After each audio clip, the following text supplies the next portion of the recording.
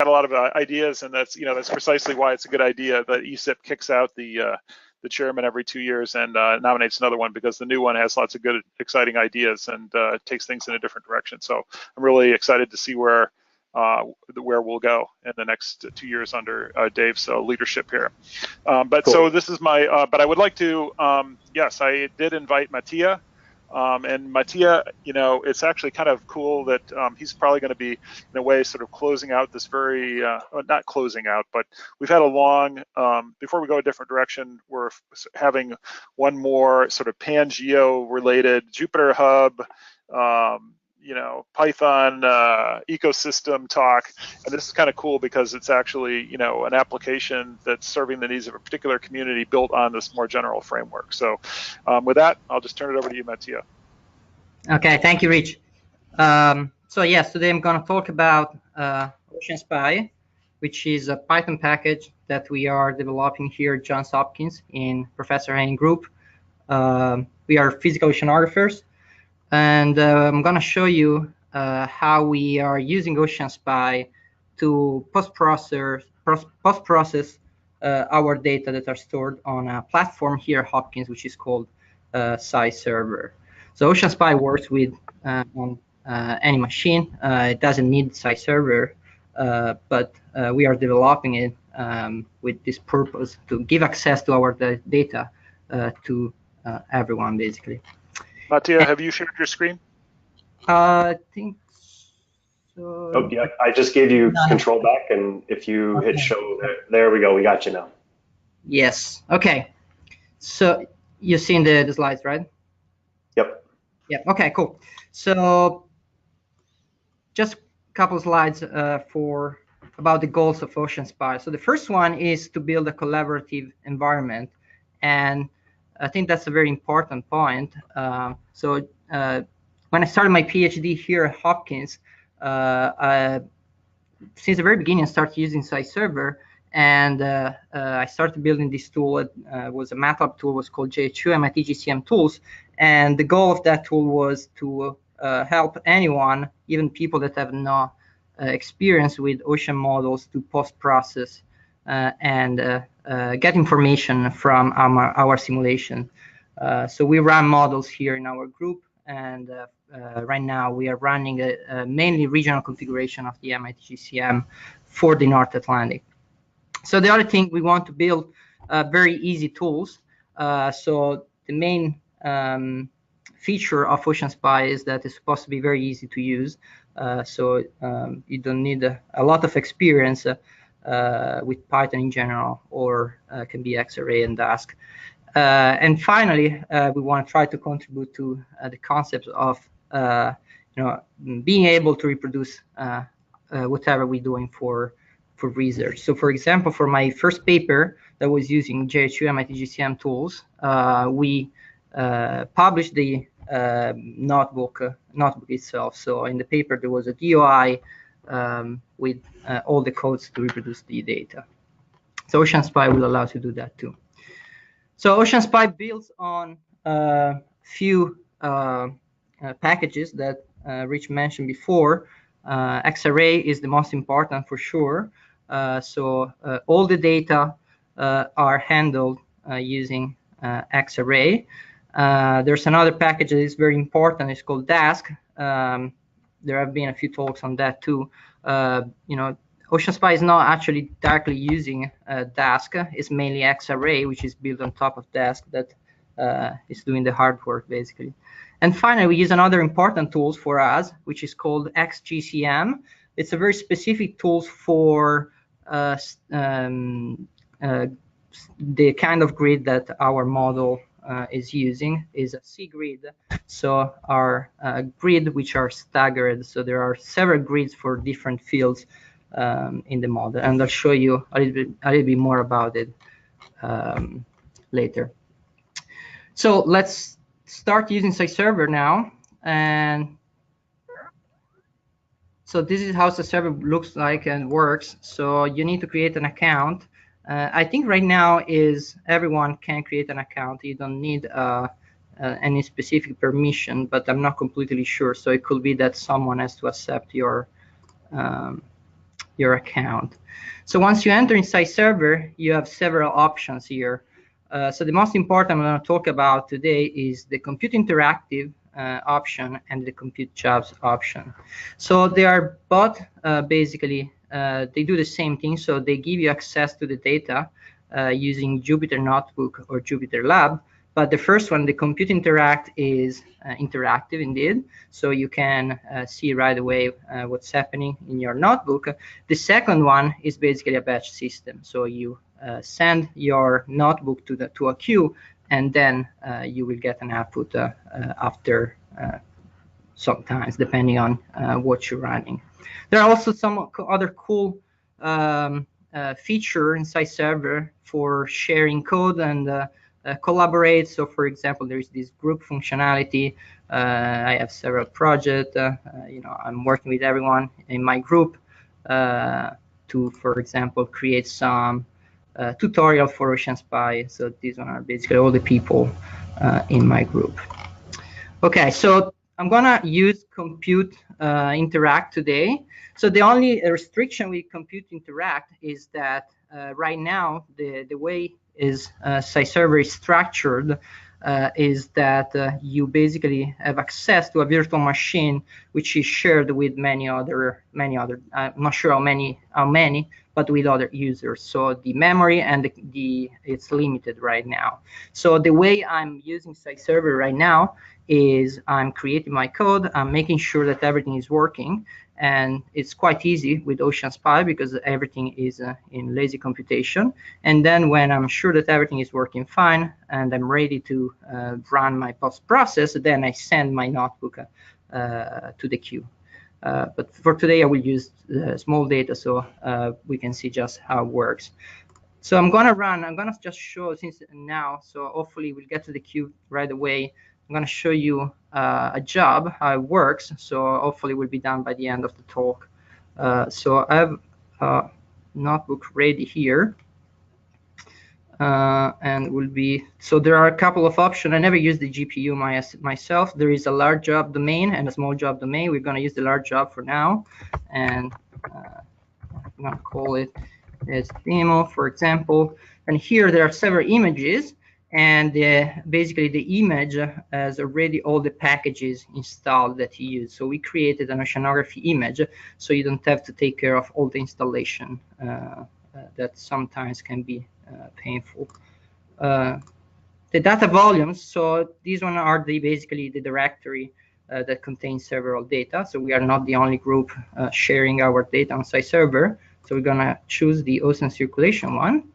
And finally, we can decide where we want to put our job. I'm going to just put it in the job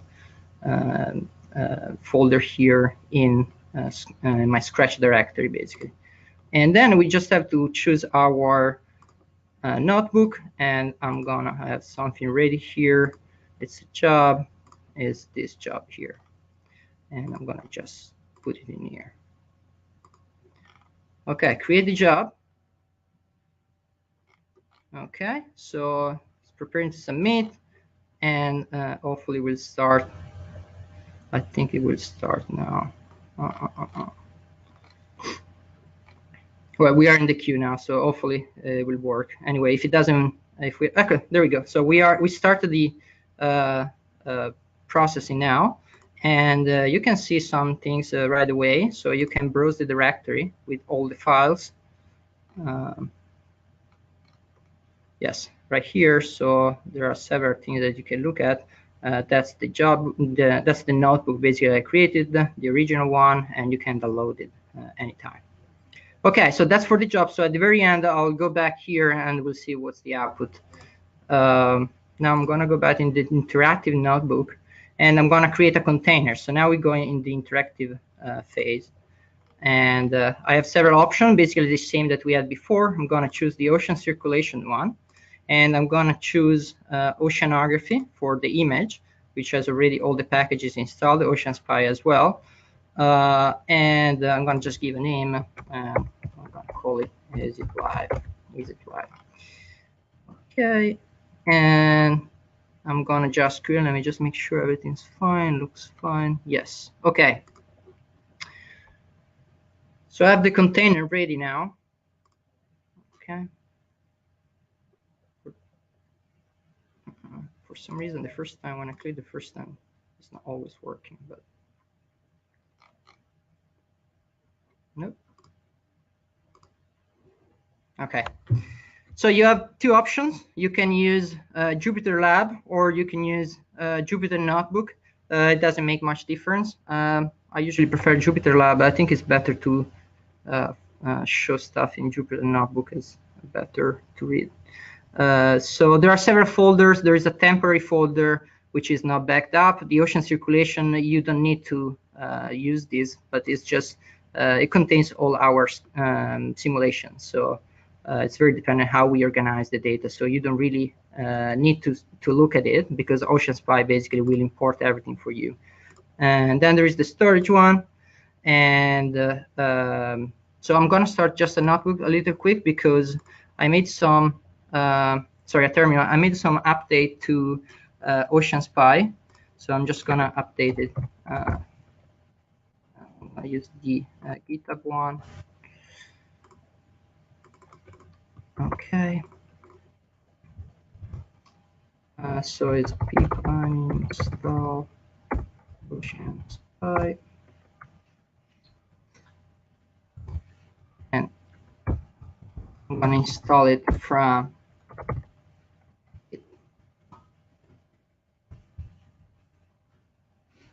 Okay, now while it's installing, so I made a few tutorials, a few demos for this talk.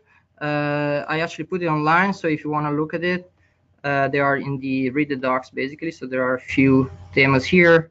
We'll see if I can do everything. Okay, so let's go on persistent ESIP, and here I have my demos here. So we start from the first demo. So OceanSpy. So I'm going to import a few packages. I could do everything just using OceanSpy. Basically, I'm just doing some plot and just creating a couple of arrays. So that's why I need NumPy and Matplotlib. And all I have to do to import some data is, actually, let me make it bigger, is run this cell here, which is the OpenOcean dataset command. So I created this small dataset just for this demo, basically. But we have several dataset available. Sorry. Yes. So these two, the first one, are two identical simulation of the basically centered in Denmark Strait, which is in between Greenland and Iceland, and it's MIT GCM, very high resolution. It's about 10 terabytes each one, and they just have a different atmospheric forcing. We have, for example, this simulation run by Marcello Magaldi, as a paper, Magaldi and Haine 2015, with an hydrostatic and non-hydrostatic version. And then there are several other options. So you can open an ocean dataset using SCDF or Mattia, can I interrupt you for a second? This is Rich. Yep. Yes. So this is Jupyter Hub, or no? No, this is not Jupyter Lab. It's Jupyter Hub. Is it Jupyter No, Hub? No. No. And it's running. Is it running on? It's not running on the cloud, right? No, it's not. It's running. So all the hardware is here at Hopkins. So the IDIS is taking care of it. It's not. And what kind of machine is this that it's running on? So I know it's I think it's a 24-core virtual machine. Yeah, I don't know much more on that. Okay. All right. Yeah. So there's some information when you open site server. Yes. And so the data is local to this Yes. particular. Yeah. Okay. Exactly. So you need yes. Okay. So when you open this ocean dataset, it creates this object, which is a Python object, which is we call ocean dataset, which is basically just a collection of different objects. There is a dataset, there is a grid, there is a projection, and there are some parameters basically that are used by OceanSpy to compute every function. So the idea is basically just to have just one object that contains all the information that OceanSpy needs to run its functions. So you just have basically to apply OceanSpy on this object. So the dataset is the most important, perhaps, and it's X-array dataset, and it basically looks like an SCDF. It kind of looks like the same when you do NCDump and -H from terminal, and it's basically reading just all the metadata of the model simulation. So there are several variables. It's very easy to check. So for this specific small example, I don't even have a chunk size here, so Dask basically is not divided in chunks. But then when you go for the big one and you go to the compute job, so Dask will be important as well. So it's easy to check variables, and yes, the grid. So the reason why we need XGCM, the grid object of XGCM, is that these ocean models have a very specific grid. So, for example, for the same physical dimension, the physical axis, basically, you can have several dimensions that are offset. So, for example, if you have a cell, at the center of the cell, you will have the scalar field, which could be temperature and salinity, and then the velocity will be at the face of the cell. So this makes it a little bit more complicated doing the post-processing, and XGCM is a great tool that helps with that. So it's very easy to basically regrid or make interpolation, take differences, these kind of things. And finally, there is a projection associated with the object. This is just basically for plotting purposes. So OceanSpy has some plotting function that are basically just taking a lot of different packages and make it easier. So if this ocean dataset is associated with a projection, then we'll always project it the same way. Okay, finally, well, that's how basically you can change stuff into the ocean dataset. So it's very, very easy to go in and out of OceanSpy, basically. So in this example here, I'm just taking out a dataset and I'm making some simple operation, like the square of temperature, that doesn't require OceanSpy. But then for some reason, let's say I want to use OceanSpy again, I just have to recreate the ocean dataset from this dataset. And the reason why is that easy is because OceanSpy is storing everything in the global attributes of the dataset. So the only thing is you have to be careful not losing the attributes of the dataset. Okay, so that was just an introduction of the ocean dataset that we basically built for OceanSpy. And now I'm gonna, yes, so that's the subsample function. So there are two main goals of the subsample function. So the first one is, most of the times you have this huge data, but you don't really need to use the whole data set. So it's very important that you subsample. But the other thing is that having this grid is very important in the way you subsample. So OceanSpy basically helps you to always subsample, maintaining the same native grid of the model. So all the operation that OceanSpy has are working even after subsampling. And the other thing is, like, to make a little bit easier the comparison with the observation from modeler or the use of model from observational people. So all these functions, are trying to resemble some operational technique, and you'll see why and how. So I'm just importing OceanSpy here, and this one is the grid of the model. So it's the same grid we had before. We had Z and time, X and Y axis with multiple dimensions associated with every axis. And then we can show really better how the grid looks like. So this is the grid of the model. This is the horizontal grid. So we have this C point with the scalars. We have these blue points with the velocities, and red points here is the meridional component of the velocities. And then we also have these points here, which could be, for example, the relative vorticity, the vertical component of the relative vorticity. So the vertical grid is also has also different dimensions. And for the time grid as well, we created basically these artifacts. So usually models have always the same time grid. So also averages are returned on the last time step. But OceanSpy created these time mid-p dimension, which make much more easy to, for example, apply XGCM to this time dimension as well. It's very easy to create, for example, gradients, compute budgets, these kind of things. So that's the domain of the model.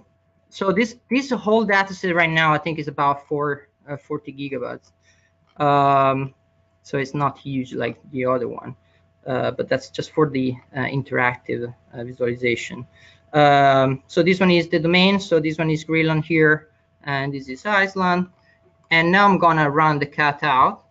So the cut out, I'm cutting out in the horizontal dimension and in the vertical dimension as well, in the time dimension. So what you'll see, the way OceanSpy work is that even if I requested just one z point and one time point, basically, it's keeping the this dimension unchanged, so the grid of the model doesn't change, and that's because then we can still use OceanSpy for all the operations. That's not always the best thing to do, and that's because you know, you're adding some extra data that maybe you don't want, so you have the option to get rid of this dimension if you want. And just Mattia, and you're not, I mean, when you do that cutout, you're not automatically reading or manipulating any data, right? This is like all X-array stuff. Yes, so that's all X-array, and that's why it's super powerful, and we can use in this way in the compute interactive. So right now I didn't compute anything. I just basically operating on metadata. Right. So that's why it's great, and we can use this environment just for testing, basically, and then we can just run the actual job on the job compute. Okay, so that was an example of a simple cutout, but then that's where there is like the connection with the observations. So one of the most important function of OceanSpy is this mooring array cutout. So this is a simple example of a mooring array in the ocean. It's how observational oceanographer measure properties in the ocean, and this returns basically vertical sections. So let's say that you have some instrument that measure temperature at several depths, then you can plot, for example, just a p-color for a vertical section.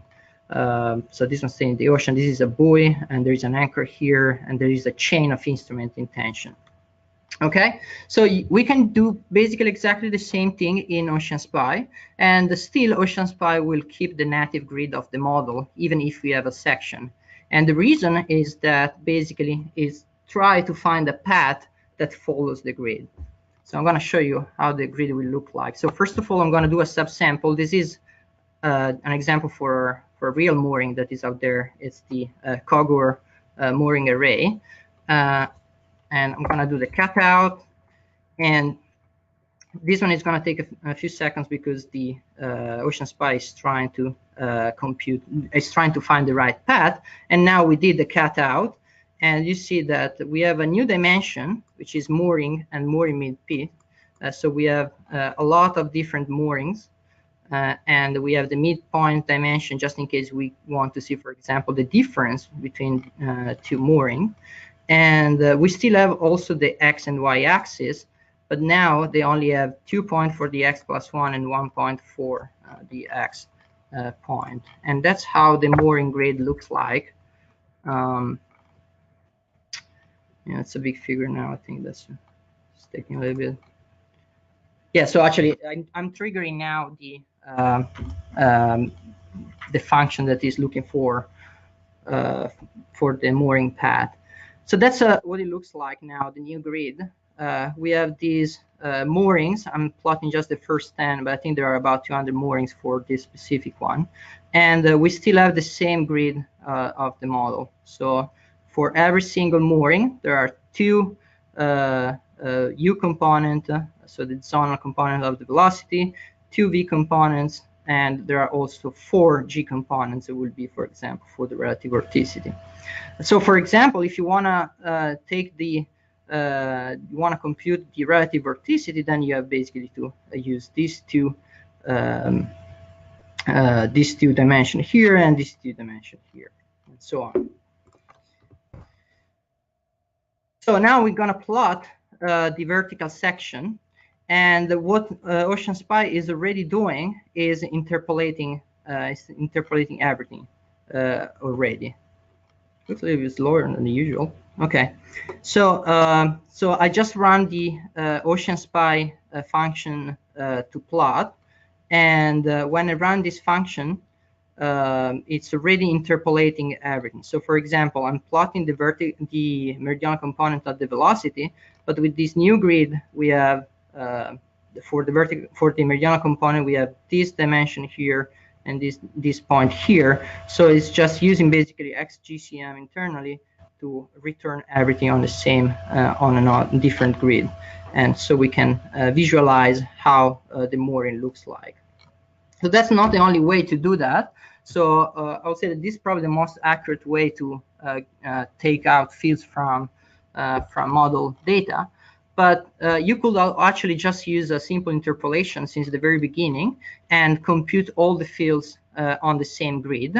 And that's something that is also possible with OceanSpy and is basically the same syntax as before. So we have just to provide longitude and latitude. And in this case, if we want, we also have to provide the resolution that we want.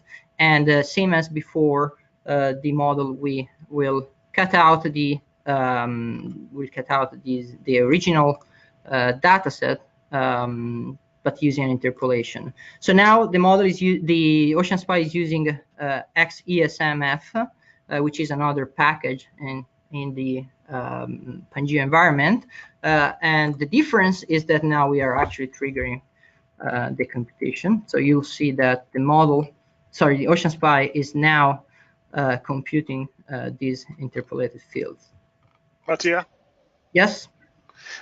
So in this case, does this interpolation along this arbitrary, ship track or section or whatever, is it interpolating from only a regularly gridded model or any orthogonal curvilinear model or triangular mesh model, or what are the types of models?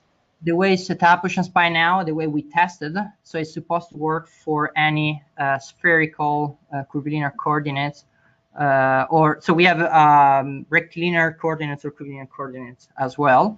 They can be both spherical or Cartesian.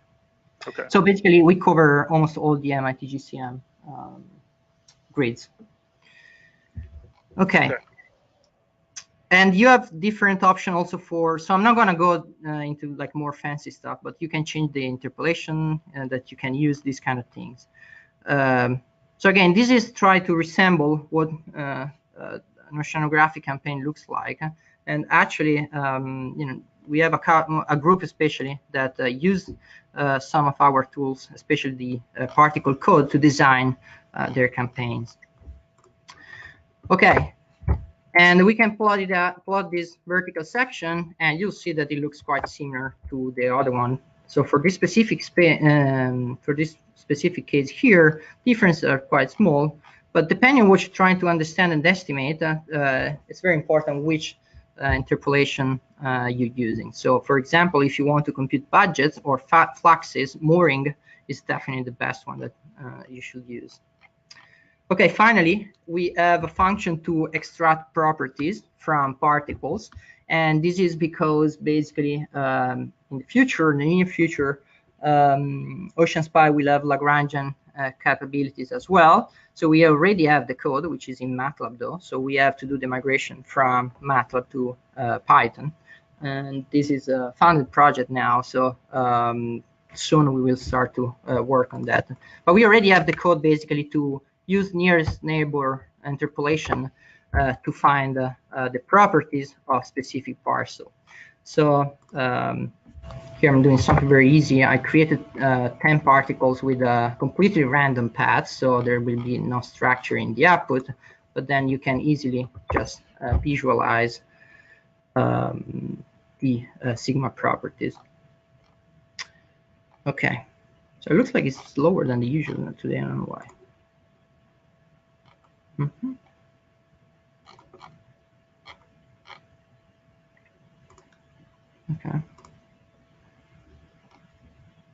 I don't know if because I'm connected now, but all right. So it plotted out all these particles and their trajectories. Okay, so that was for the subsample model of Ocean Spy. So subsample is basically the second of three major components in Ocean Spy, actually four probably, because there is the plotting as well. So the third one, so right now we didn't really compute anything. We just take out some information in a kind of different way than the usual from the model. And now we can use Ocean Spy to compute some property. So the first demo here is what I call just smart naming function. And just the point I want to make is that basically you need to provide an input here. So let's say that you want to compute a divergence, actually a gradient, for example, then you have to tell Ocean Spy which field you want to estimate, basically. So for example, could be temperature, and then it will return a variable in your ocean dataset that has a name with the operation that you created. So that wasn't very clear. I'm going to try to make it more clear now.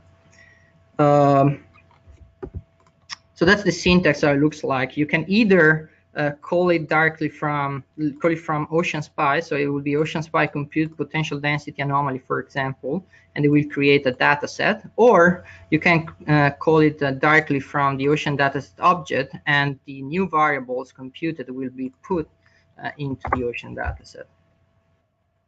So for example, here I'm computing potential density anomaly using the equation, the same equation of state of the model, and the new variable now, well, in the new OD case,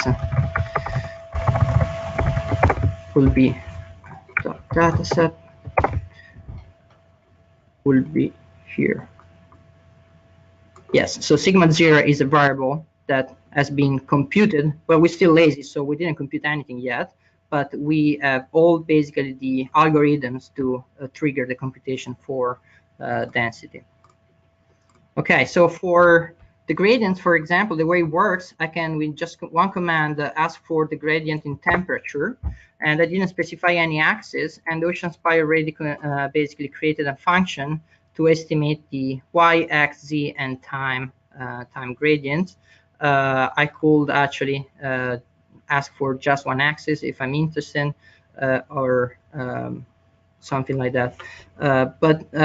So a way you could use it, for example, is like here, I'm just taking out two snapshots actually, and I'm estimating just how the temperature is changing between two snapshots.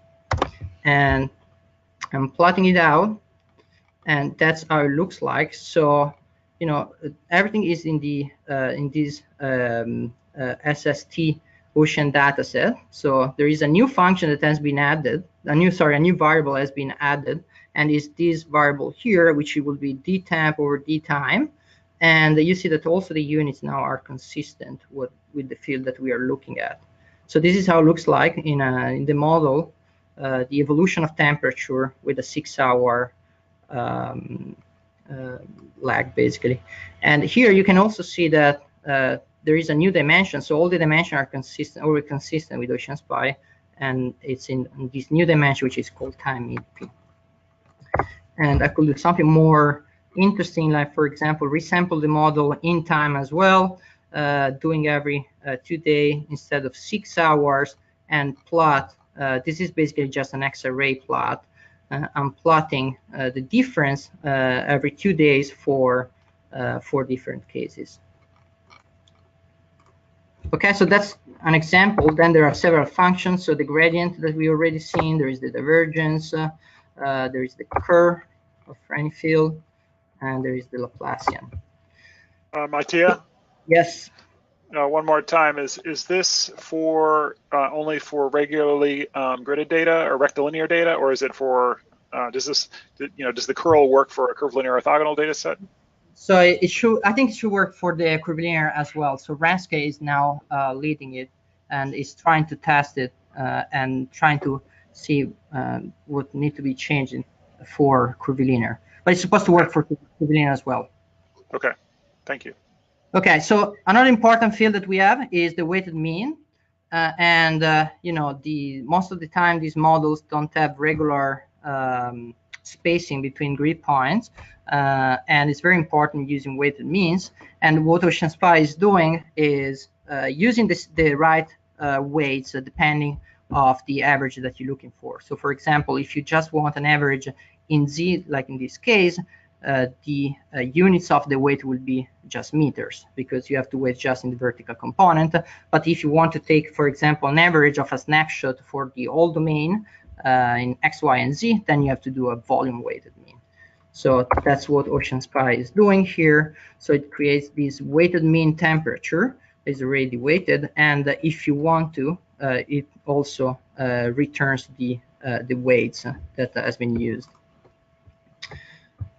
And this is what's the difference with a weighted and non-weighted mean looks like. So this is the domain of the model, and I'm basically taking the weighted mean minus the non-weighted for temperature, and as you can see, it's blue everywhere, and that's because the resolution of the model decreases as you go down. So the weighted mean is weighting more the colder points which are below the surface. And then you can do the volume weighted mean as well. So you see 2.7 degrees Celsius versus 2.2 degrees Celsius for the the weighted one. And finally, we have the integral function as well. So we have still some stuff that we want to improve. And the integral, this is a very simple integral. We're just basically doing multiplying for the length of the cell. So we can have different options as well. Add more statistics, standard deviations, these kind of things, and fully implement the integral in the weighted function. So right now, it's basically they're basically using the same function, weighted, and the integral. It's just a bad copy and paste. Okay, so a little bit more about functions. Okay, am I still in? Yes. Okay, so we have, for example, so here is some example how you can use OceanSpy to compute some fields which are usually are often used by observational oceanographers. So here I'm just computing the Broom-Vasella frequency, which is, it needs quite a lot of computation at this point because, well, first of all, it needs to know what's G and rho 0. And these are arguments that are already in the ocean dataset. So when you open the ocean dataset, these information are already there. Then it needs to know the potential density anomaly, which we didn't store. So it needs to be computed with the equation state from temperature and salinity. And then after that, it needs to compute the gradient. So all these functions all run at once by OceanSpy in lazy mode. So you see basically everything that happened here. So the potential density anomaly has been computed, and Broom-Vasella frequency as well, and then the gradient has been used by Broom-Vasella frequency. And then we also use the weighted average, because right here in the plotting function, I requested to show me also an average in Z. So every time you take an average with OceanSpy is a weighted average. So that's how the Broom-Vasella frequency looks like. It's positive everywhere, which is stably stratified. Or you can compute the relative vorticity, and it's basically using the curve function that we've seen before. But the important thing is that it's using the same discretization, which is used in this case from the MIT GCM. So it's possible that if we try to apply to other models, we have to add different options. And a simple way to test it is for this specific run, we stored the relative vorticity computed by the model, and you see the difference between the computed one is 10 to the minus 6, so minus 16. So basically, if you have storage problem, then you don't have computing problems in terms of resources, then you can just don't store the relative vorticity and compute it later with the same accuracy of the model. And then you can do something quite more complicated now. And OceanSpy is computing the Earth potential vorticity for you.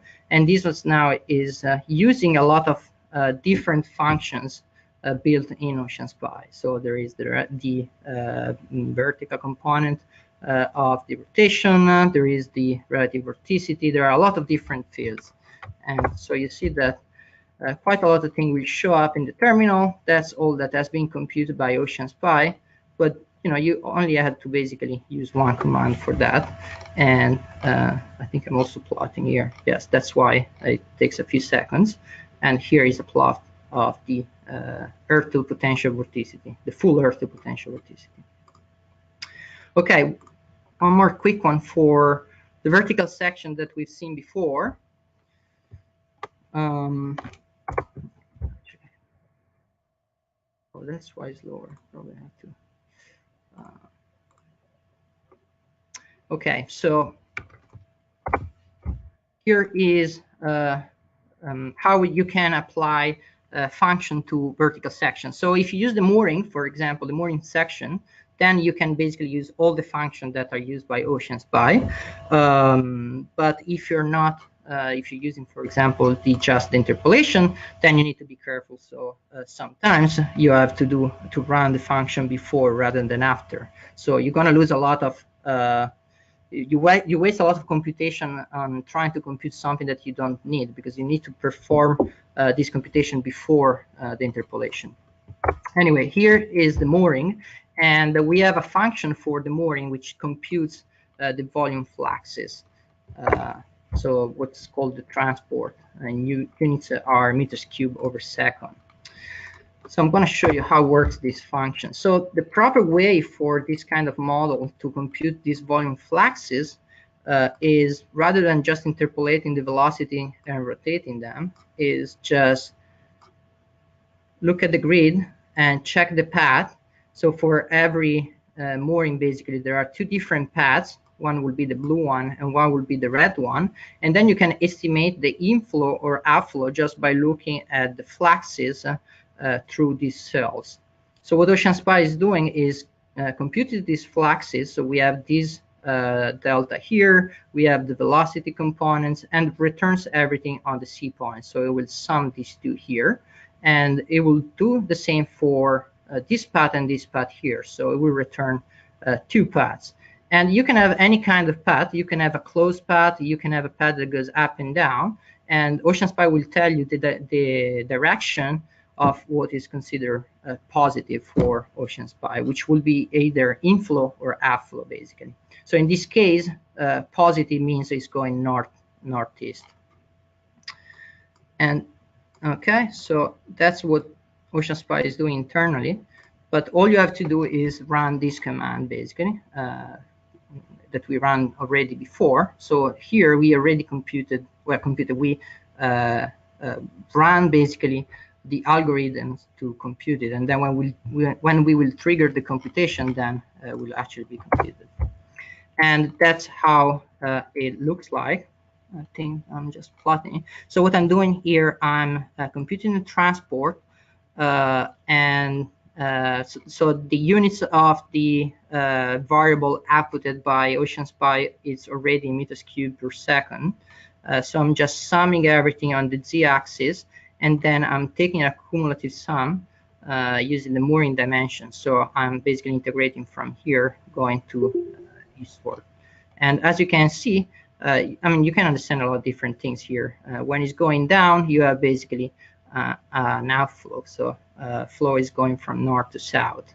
And the final result here is about between 5 and 6 Sverdrup, which is quite consistent with observations. And you can do the survey as well. So you can do exactly the same thing for the survey, but what you got to do before is align the velocities. So I'm going to go quick because I'm running out of time. But basically, as you can see here, we did exactly the same thing with a very different technique, and we used the survey function, which interpolates. But you see that the results are pretty much the same for this case. Well, are pretty much the same for this case, but then when you start having moorings that are not exactly aligned with the main flow, then they're going to look a little bit different. Okay, finally, the last demo is on plots. So OceanSpy has some plot. We're gonna try. We're trying to make plotting easier. Well, some of it is taken from, is borrowed from X-array. So it's some function that is already available from X-array. We are just making a little bit more useful for oceanographers, and we're using Force Car2Py and Matplotlib. So I'm just importing the same dataset that we use for this test. And then I'm going to plot something which is very common for observational oceanography, actually oceanography in general. We use it a lot too, which are TNS diagrams. So we are going to look at the particle properties of the ocean in temperature and salinity space. So we already plot this. So OceanSpy does this plot for you. It also plot here the isopricnals, so the density line that has been computed by the model. So you see here has been triggered the computation. But you can do something more interesting. So this one is going to be a little bit slower because for some reason scatter plots are quite slower.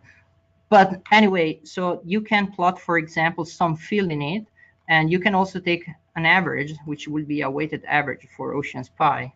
Or you can plot the velocity associated with the particles, and at this time here we need an interpolation. So with just one command, OceanSpy will deal with all the interpolations that you need. And finally, you can run exactly the same command that you did before, but instead of doing plot, you do animate, and OceanSpy will produce something like that for you. And yeah, I'm gonna run quick here. You can do the same for vertical sections, and this is I'm taking out vertical section. I'm looking at the velocity component, temperature, and salinity, and I'm looking at temperature and salinity because I want to plot the density as well. So now the model is interpolating. Sorry, the model OceanSpy is interpolating, and it will plot vertical section with density as well, and that's because it's a very common thing. So most of the plots that I usually do for my own research always have density contours as well. Okay, but for some reason it's lower than the usual. I don't understand. Anyway, it's coming out. I think it's the last one. I'm gonna just run this one as well.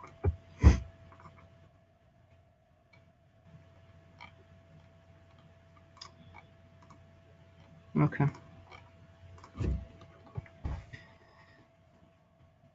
All right, I'm going to just introduce the other plots as well. So after that, I'm going to, well, here I'm basically running the same function I did before, but I have more than one time snapshot. Oh, there we go. So now the plot is working, and it's very fast now because everything was already computed. And you see here you have the meridional component of the velocity. Okay, and this one is in the case that you have time, but you're not plotting an animation, then we'll basically just trigger an X-array phased grid plot. And final, you can do something like that for the horizontal sections as well. So now is creating a horizontal section with, I think, depth as well. So there will be the contour of depth as well. So there will be an animation popping out.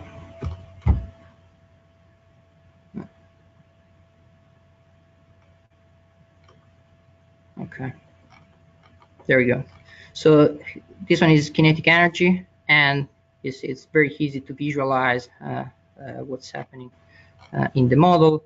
And this one is just to show if you want to change the projection, well, you can do it since the very beginning. You just change this project attribute of the ocean dataset. But you see, everything is quite easy. So that's it. That's all I had. I'm just going to go quick back to the job. So hopefully it's done by now. So we ran the job before, and it's done. It took about 30 minutes because there is a very heavy plot, basically. So what I'm doing here is actually, let me go here. So the job, that's the function of the job. So that's how it looks like, basically, the workflow here. So this morning when I did this, here I'm just telling to the compute job system to update OceanSpy as well. The same thing I did here since the very beginning. I'm importing OceanSpy. I'm importing the old data set. I can actually do it here from here as well. So this one is going to now read all the metadata, and it's going to take about 15 seconds, probably something like that. This now is more than 10 terabytes of data. And what I'm doing here, I'm taking the first 100 meter in the model, and I'm computing the average, the weighted mean average, and then I'm first plotting just the time average, and then I'm plotting an animation of the whole time. The problem is from here, from now on, basically from this point to the bottom, it loads. So if I try to do this in compute interact, it will just take forever or fail. So where was it? There we go. So here it's done. I can browse the directory. I can do it from here, or okay, interesting.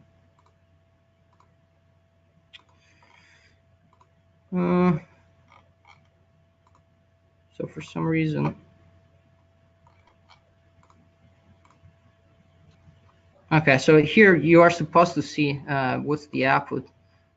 Is this using Django, by the way? I don't think so. I don't know. No, there. I think it loaded. Or okay, sorry. I want to show you the job, and it has been stored in temporary here jobs, and that's date of today, and it's probably this work here. There you go. So these are the outputs. So there is this figure here, which is the average of the first 100 meter of the temperature in the model. It's a weighted average, so it's a little more expensive than just a regular average. And the model was run for 1 year with 6-hour resolution. So it's about 1,400 snapshots. But it also produced a nice movie. No, it looks like my connection also is not doing great. Okay, so I have backup here. So I downloaded it before, and I put it here, I think. See if it's easier to show. Yes, so that's what Ocean Spy output basically, and has been done by the job, by the batch system. So you see you have the evolution of this temperature field, which is again averaged in the z dimension for all the snapshots in the model. And that's pretty much all I had. I'm just gonna close it with some future work that we have in mind. So the first thing is improved performances. So right now it's quite hard to understand what's the job function, what the compute job is doing, because we don't have access to the task dashboard. But it looks like the several people found a way to do it, and it will be easy. It looks like they don't have to retain the structure of the system. So soon we will be able to understand better what Dask is doing and how we are chunking our data. Get more feedback from the community. Right now, we've been working in our group on Ocean Spy. We haven't been advertising a lot. Try to apply to different models. So we could try, for example, NEMO or RAMS. So right now, we only testing on MIT GCM. We need to convert our Lagrangian particle code.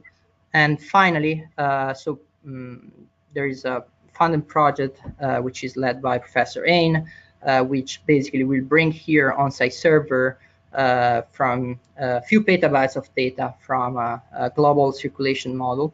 And this is the Poseidon project. And so Ocean Spy, we're testing Ocean Spy on a few terabytes, but the final goal is to help the post-processing of this massive simulation that will be on-site server.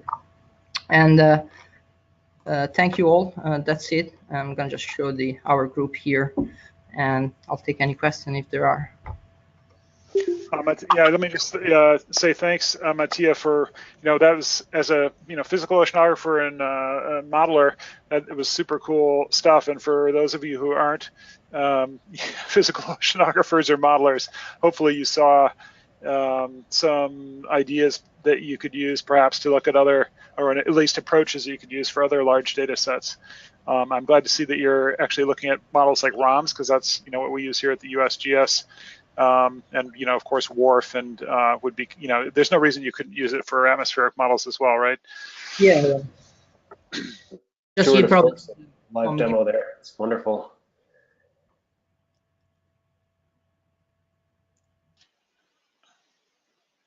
Yeah, go ahead, Dave. Sorry.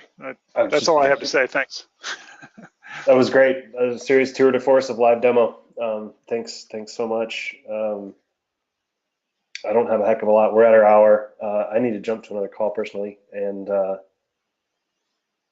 if there are questions, I guess Mattia, we've got your contact information, and we can connect people if they have questions. But we should probably cut it off here. And yeah, thank you very much. Thank you. Yeah, thank you. Thank you. All right. We'll see everybody. See you next month. Bye.